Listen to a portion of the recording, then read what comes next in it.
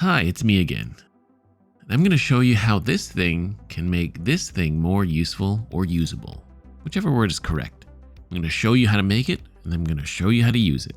With my paracord, I'm going to start off with a Matthew Walker stopper knot at the midpoint of the cord. It's a very simple and easy knot to tie with a small footprint, and it stays in place.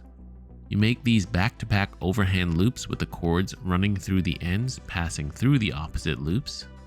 Now I know what you think this looks like, but come on guys, let's be real. Just gonna cinch it up a little and there we go, a bit more realistic. From there, the running ends pass through the opposite loops one more time, following the path of the opposite strands.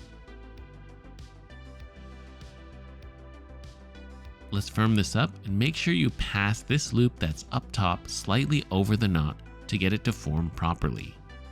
Fun fact, did you know that it is not specifically known who Matthew Walker was, nor why this knot was named after him? However, early references from the 19th century suggest that he may have been a ship's rigger in the Royal Navy. Now from here, I'm going to measure out a slightly indeterminate length and tie a simple overhand knot because it's just temporary. I'd say about 3/4 of the way down the length. Next, we're going to lay our cord down, and with the running ends, I'm going to fold them back towards the stopper knot, and that's going to form 2 lobes. Then with the 2 strands in the middle, we're going to twist the bottom cord over the top once, and then a second time. That's going to create 4 spaces, and we're going to work with the first and third space as indicated by my digits here. Now watch this move. We're going to enter that third space and grab the temporary overhand knot and pull it through from the first through to the third.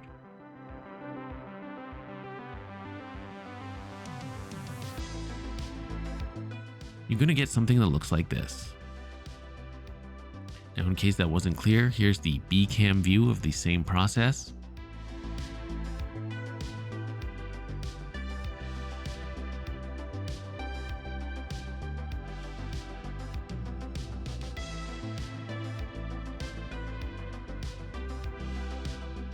And if you thought that was tricky though, check this part out.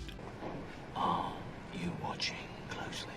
At this point, what we have to do is take the lobe on the right and fold it backwards or away from you. And then with the lobe on the left, that one is going to fold forwards towards you.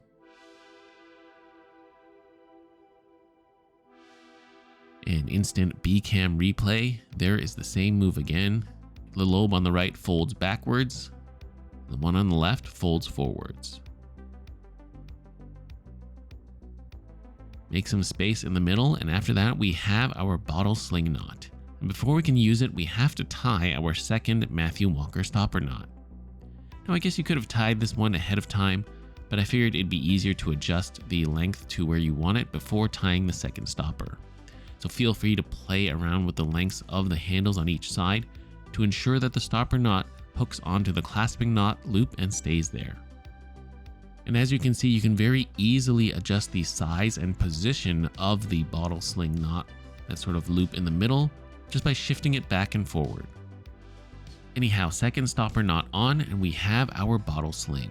But before you say anything like, well Tim, we've seen something like this from you before, well, You sure about that? You sure about that?